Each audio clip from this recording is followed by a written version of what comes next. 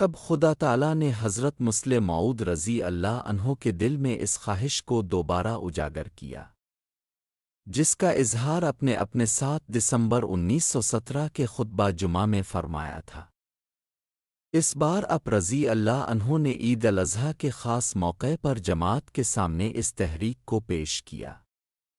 اور جماعت کے نوجوانوں سے مخاطب ہو کر ان کو صوفیہ کے طرز پر اپنی زندگی وقف کرنے کی تلقین کی۔ اس ضمن میں اپنے فرمایا کہ میں چاہتا ہوں کہ اگر کچھ نوجوان ایسے ہوں جن کے دلوں میں یہ خواہش پائی جاتی ہو کہ وہ حضرت خواجہ معین الدین صاحب چشتی اور حضرت شہاب الدین صاحب سہروردی رحمہ اللہ کے نقش قدم پر چلیں، تو جس طرح جماعت کے نوجوان اپنی زندگیاں تحریک کے جدید کے ماتحت وقف کرتے ہیں، وہ اپنی زندگیاں براہ راست میرے سامنے وقف کریں تاکہ میں ان سے ایسے طریق پر کام لوں کہ وہ مسلمانوں کو تعلیم دینے کا کام کر سکیں۔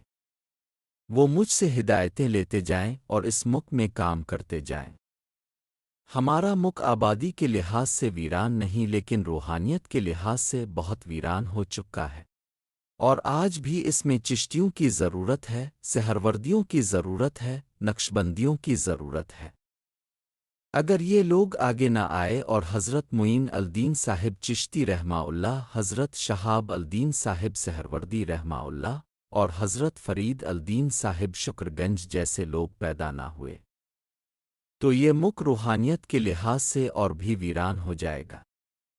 پس میں چاہتا ہوں کہ جماعت کے نوجوان ہمت کریں اور اپنی زندگیاں اس مقصد کے لیے وقف کریں۔ خطبہ عید الاضحیٰ فرمودہ 9 جولائی 1957 مطبوعہ خطبات محمود جلد 2 صفحہ 401۔ ہم تو رکھتے ہیں مسلمانوں کا دین، ہم تو رکھتے ہیں مسلمانوں کا دین،